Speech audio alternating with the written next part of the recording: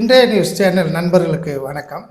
America மற்றும் பாகிஸ்தான் ஆகிய இரு நாடுகளையும் இந்தியாவிடம் தோற்கடிக்க செய்தது தற்போது ஆப்கானிஸ்தான். 2001ஆம் ஆண்டு அமெரிக்காவில் வேர்ல்டு ட்ரேட் ஆர்கனைசேஷன் என்ற 2 கட்டிடங்களை அமெரிக்காவில் உள்ள விமானங்களை கடத்தி அந்த டவர்களை இடித்த தலிபான்கள் அவர்களை ஒடுக்குவதற்காக ஆப்கானிஸ்தானிற்கு சென்றது அமெரிக்க படைகள். பாகிஸ்தான் வேண்டிய அளவு உதவிகளை அமெரிக்காவிற்கு செய்வதாக கூறிக்கொண்டு அமெரிக்காவிடமிருந்து ஏராளமான நிதி உதவிகளையும் ஆயுதங்களையும் விமானங்களையும் பெற்று தீவிரவாதிகளை ஒடுக்குகின்றேன் என்று கூறிக்கொண்டு நமது நாட்டிற்கு எதிராக அது பெருமளவில் அந்த ஆயுதங்களையும் நிதி உதவியையும் நமக்கு எதிராக பயன்படுத்தியது.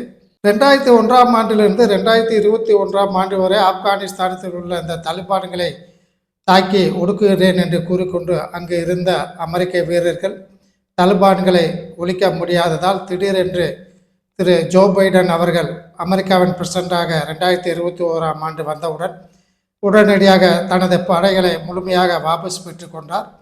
அங்கு சுமார் 7 பில்லியன் அளவிற்கான விமானங்கள் மற்றும் இதர முக்கிய ஆயுதங்களை அங்கு அவர்கள் விட்டு சென்று விட்டார்கள்.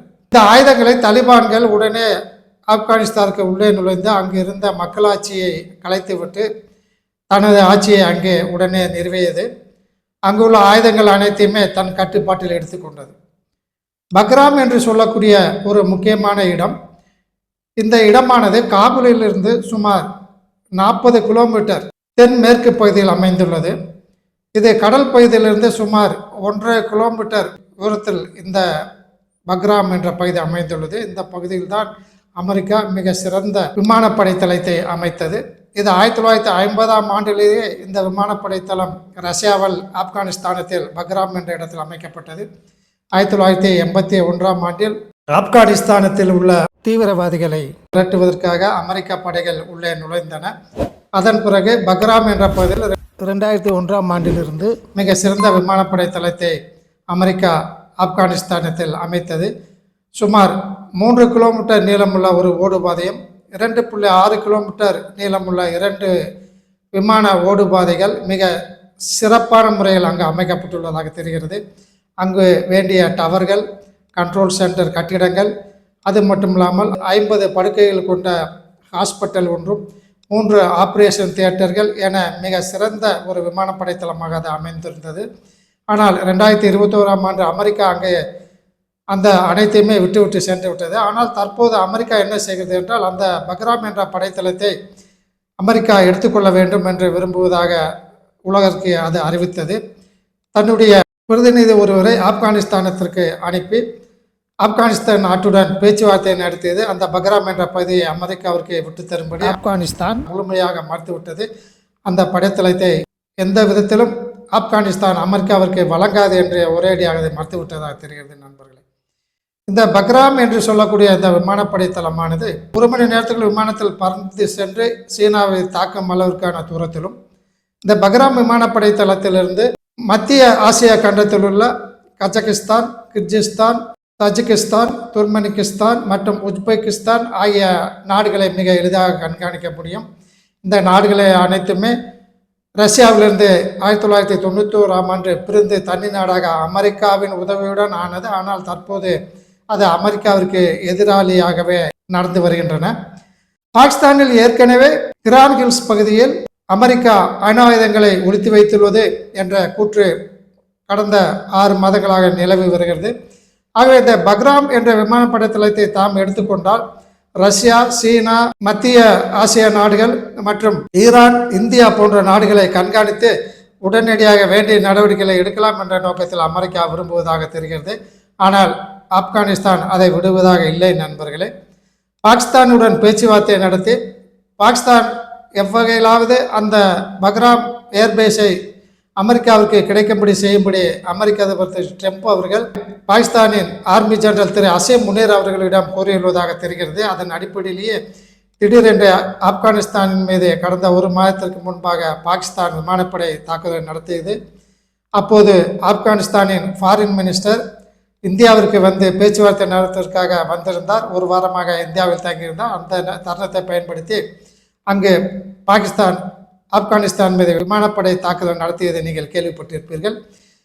பாகிஸ்தானிடம் தற்போது ஆப்கானிஸ்தானிடம் தற்போது விமானப்படை மிக தயாரான நிலையில் இல்லாததால் அவர்கள் தரைவழியாக சென்று பாகிஸ்தானை தாக்கி முக்கியமான இடங்களையும் இராணுவ வீரர்களையும் தாக்கி அளித்தார்கள். இதை கண்டு பயந்த பாகிஸ்தான் உடனடியாக துருக்கி மற்றும் கத்தார் போன்ற நாடுகளை உதவிக்கு அழைத்து இஸ்தான்புல் நகரில் ஆப்கானிஸ்தானத்திற்கும் பாகிஸ்தானத்திற்கும் இடையே பேச்சுவார்த்தை நடந்தது. அந்த பேச்சுவார்த்தை தோல்வியடைந்ததையும் நீங்கள் கேள்விப்பட்டிருப்பீர்கள்.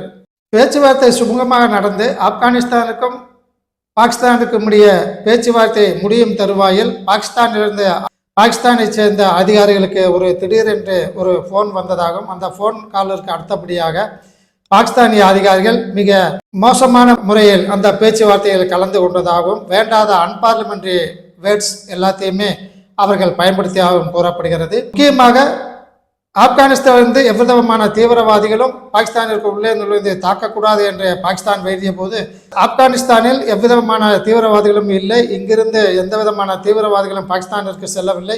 பாகிஸ்தானில் உள்ள தீவிரவாதிகளை பாகிஸ்தானை தாக்குகிறார்கள், அவர்களை கட்டுப்படுத்துவதற்கு ஆப்கானிஸ்தானத்தினால் முடியாது என்பதனை பாகிஸ்தான் நன்கு அறியும் என்று கூறிய போதும் இருப்பினும் நீங்கள் தொடர்ந்து ஏதாவது தாக்குதல் நடத்தினால் பாகிஸ்தானிலிருந்து ஏராளமான ட்ரோன்கள் உங்கள் நாட்டிற்கு உள்ளே வரக்கூடும். அந்த ட்ரோன்கள் அனைத்துமே அமெரிக்கா பாகிஸ்தானிலிருந்து உங்கள் நாட்டில் மீது தாக்குதல் நடத்துவதற்கு நாங்கள் ஒப்பந்தம் செய்துள்ளோம். ஆகிய அமெரிக்கா பாகிஸ்தானிலிருந்து உங்களை தாக்குவதற்கு அனுப்பப்படும் ட்ரோன்களை எங்களால் கட்டுப்படுத்த முடியாது, இந்த ஒப்பந்தத்தை நாங்கள் மீற முடியாது என்று கூறியவுடன் இந்த பேச்சுவார்த்தையை ஆப்கானிஸ்தான் உடனடியாக நிறுத்தி கொண்ட நண்பர்களே, அதன் காரணமாகத்தான் பாகிஸ்தான் மற்றும் ஆப்கானிஸ்தானுக்கு இடையே நடந்த அந்த பேச்சுவார்த்தை தோல்வியில் அடைந்தது. தற்போது பாகிஸ்தான் மீண்டும் ஆப்கானிஸ்தான் மீது விமான தாக்குதல் நடத்துவதாக செய்திகள் வந்து கொண்டிருக்கின்றன. ஆப்கானிஸ்தான் என்ன நினைக்கிறது என்றால், பக்ராம் விமானப்படை தளத்தை எவ்வையாவது காப்பாற்ற வேண்டும். அமெரிக்காவோ அல்லது பாகிஸ்தானோ உள்ளே நுழைந்து விட்டால் அல்லது சீனா உள்ளே நுழைந்து விட்டால் ஆப்கானிஸ்தான் மிக அமைதியான முறையில் இந்த நாட்டை ஆள முடியாது என்று ஆப்கானிஸ்தான் கருதுகிறது.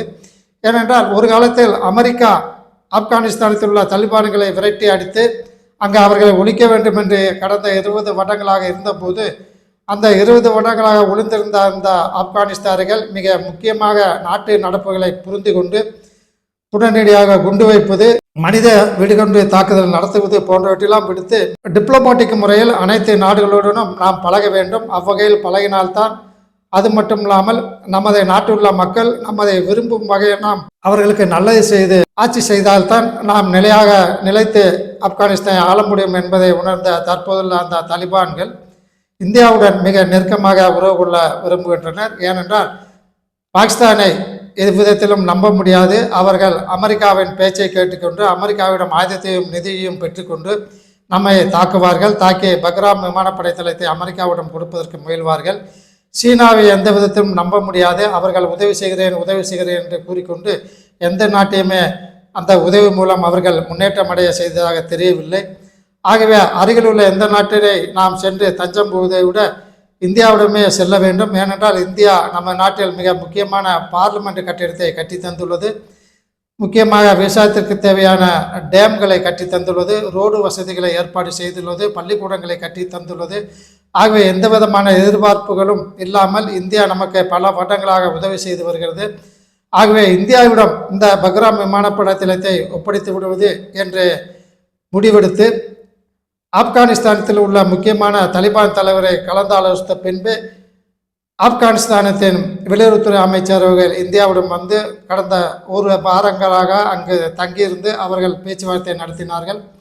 ஆகவே தற்போது என்ன செய்தி வெளிவந்து கொண்டிருக்கிறது என்றால், பக்ராம் விமானப்படை தளத்தில் இந்தியா விமானப்படை உள்ளது என்ற கருத்து வெளிவந்து கொண்டிருக்கிறது. நண்பர்களே, இதை உண்மையா என்று தெரியவில்லை. இந்தியாவும் இதை பற்றி எதுவும் கூறவில்லை. ஆப்கானிஸ்தானும் இதை மறுத்து எந்த விதமான பதிலும் கூறவில்லை. ஆனால் அமெரிக்காவிலிருந்து 2 போர் விமானங்கள் பக்ராம் விமானப்படை தளத்தில் இறங்க வந்தபோது நமது விமானப்படை இங்கே வர வேண்டாம், வந்தால் பின்விளைவுகள் ஏற்படும் என்று எச்சரித்தின் காரணமாக அமெரிக்காவைச் சேர்ந்த 2 விமானங்களும் திரும்பி சென்று விட்டதாகவும் தகவல்கள் தெரிவிக்கின்றன. நண்பர்களே, இதை பற்றி ட்ரம்ப் அவர்கள் எந்த விதமான கருத்தும் தெரிவிக்கவில்லை. நமது பிரதமர் அவர்களும் எந்த விதமான கருத்தும் தெரிவிக்கவில்லை. நண்பர்களே, அதிகமாக பேச்சுவார்த்தைகளின் மூலம் ஒரு காரியத்தை சாதிக்க முடியாது. மிக அமைதியான முறையில் இருந்து அனைத்து காரியங்களையும் சாதிக்க வேண்டும் என்ற எண்ணத்தில் நமது இந்திய நாடு பல வருடங்களாக முயன்று வருகிறது. அந்த நோக்கில் பார்த்தால் பக்ராம் விமானப்படை தளத்தில் நமது இந்திய விமானப்படை தளம் அமைந்து விட்டால் ஆப்கானிஸ்தானுக்கு வேண்டிய தொடர்ந்த பாதுகாப்பு கிடைக்கும். ஏனென்றால் பாகிஸ்தான் உள்ளே எவ்விதத்திலையும் தாக்க முடியாது. சீனாவும் உள்ளே நுழைவதற்கு சற்று யோசனை செய்யும். அமெரிக்கா என்ன நினைக்கும் என்றால், பரவாயில்லை, சீனா உள்ளே வரவில்லை, ரஷ்யாவும் உள்ளே வரவில்லை, நமக்கு சற்று சாதகமான இந்தியா தான் அங்கே பக்ராம் படைத்தளத்தில் உள்ளது, ஆகவே எவ்விதமான பிரச்சனையும் நமக்கு இயலாது என்பதனை அது புரிந்து கொண்டு இந்தியாவிற்கு பக்ராம் படைத்தளத்தில் எவ்விதமான பிரச்சனையும் அமெரிக்கா செய்யாது என்று தற்போது கருத்து நிலவுகின்றது நண்பர்களே.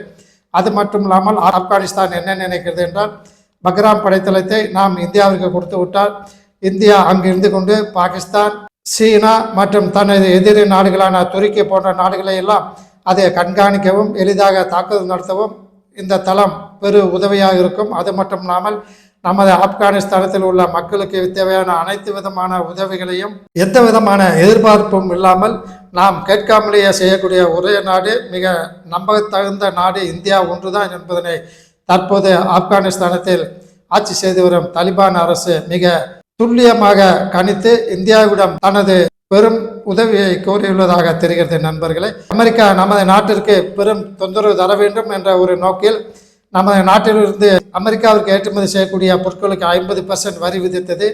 ஆனால் அந்த வரி விதிப்பும் பிற நாடுகளுக்கு அமெரிக்கா விதித்த வரி விதிப்பும் செல்லாது என அந்நாட்டின் உயர்நீதிமன்றம் கருத்து தெரிவிக்கும் என்று தெரிகிறது நண்பர்களே. ஆகவே மீண்டும் பழைய முறையிலேயே இந்த வரி விதிப்பு இருக்கும் என்றும் தெரிகிறது.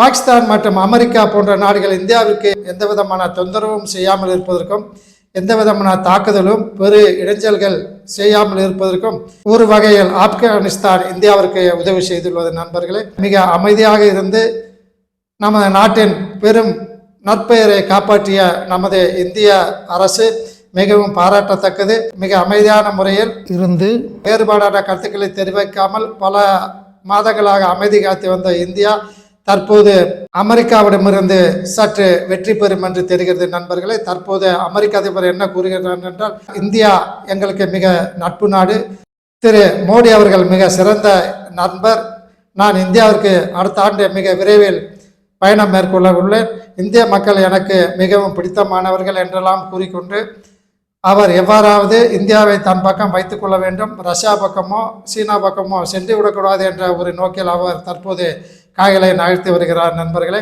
எந்த நாட்டிற்கும் எந்த விதத்திலும் தொந்தரவு செய்யாத நமது இந்தியாவிற்கு வேற எந்த விதத்திலும் எந்த நாடுகளும் தொந்தரவு செய்தாலும் அவர்கள் வெற்றி பெற முடியாது என்பது தற்போது கடந்த 6 மாதங்களாக நடந்து வந்த இந்த நிகழ்வு மிக தெளிவாக காட்டுகிறது நண்பர்களே.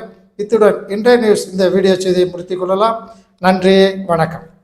இதுபோன்ற இராணுவத்தின் வளர்ச்சி, நாட்டின் வளர்ச்சி, பொருளாதார வளர்ச்சி போன்ற செய்திகளை உடனுக்குடன் தெரிந்து கொள்ள இன்றைய நியூஸ் சேனலுக்கு சப்ஸ்கிரைப் செய்து கொள்ளவும்.